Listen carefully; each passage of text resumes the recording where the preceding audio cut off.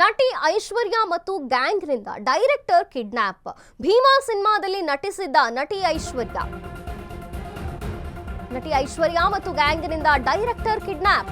ಭೀಮಾ ಸಿನಿಮಾದಲ್ಲಿ ನಟಿಸಿದ್ದ ನಟಿ ಐಶ್ವರ್ಯ, short movie ಮಾಡಿದ ನಿರ್ದೇಶಕ ಅನೀಶ್ ಅಪಹರಣ.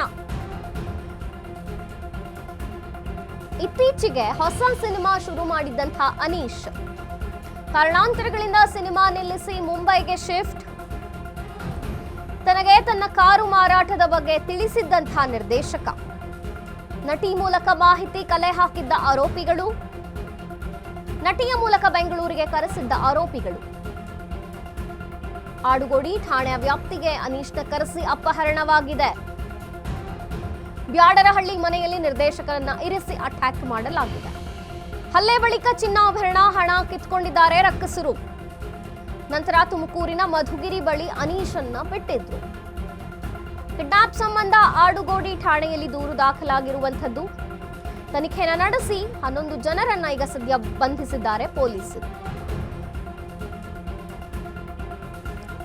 ನಟಿ ಐಶ್ವರ್ಯ ಗ್ಯಾಂಗ್ನಿಂದ ಡೈರೆಕ್ಟರ್ ಕಿಡ್ನಾಪ್ ಅನ್ನುವಂಥದ್ದು ಕೇಳಿ ಬಂದಿದೆ.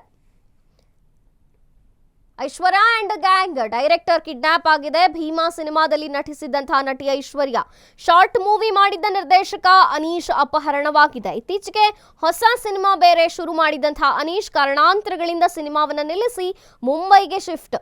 ನಟಿಗೆ ತನ್ನ ಕಾರು ಮಾರಾಟದ ಬಗ್ಗೆ ನಿರ್ದೇಶಕ ತಿಳಿಸಿದ್ರಂತೆ.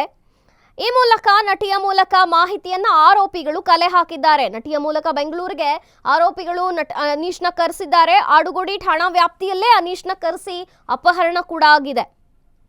ಬ್ಯಾಡರಳ್ಳಿ ಮನೆಯಲ್ಲಿ ನಿರ್ದೇಶಕನನ್ನ ಇರಿಸಿ ಅಟ್ಯಾಕ್ ಆಗಿರುವಂಥದ್ದು. ಬಳಿಕ ಹಲ್ಲೆ ಮಾಡಿದ್ದಾರೆ. ಹಲ್ಲೆಯ ಬಳಿಕ ಚಿನ್ನಾಭರಣ, ಹಣ ಎಲ್ಲ ಕಿತ್ಕೊಂಡಿದ್ದಾರೆ. ನಂತರ ತುಮಕೂರಿನ ಮಧುಗಿರಿ ಬಳಿ ಅನೀಶನ್ನ ಬಿಟ್ಟುಬಿಟ್ರಂತೆ. ಕಿಡ್ನಾಪ್ ಸಂಬಂಧ ಆಡುಗೋಡಿ ಠಾಣಾ ವ್ಯಾಪ್ತಿಯಲ್ಲಿ ಈಗ ಠಾಣೆಯಲ್ಲಿ ದೂರು ದಾಖಲಾಗಿರುವಂಥದ್ದು. ಆಡುಗೋಡಿ ಠಾಣಾ ವ್ಯಾಪ್ತಿಯಲ್ಲೇ ಇದು ನಡೆದಿದೆ. ಠಾಣೆಯಲ್ಲಿ ದೂರು ದಾಖಲಾಗಿದೆ. ತನಿಖೆಯನ್ನು ನಡೆಸಿ 11 ಜನರನ್ನ ಸದ್ಯಕ್ಕೆ ಪೊಲೀಸರು ಬಂಧಿಸಿರುವಂಥದ್ದು.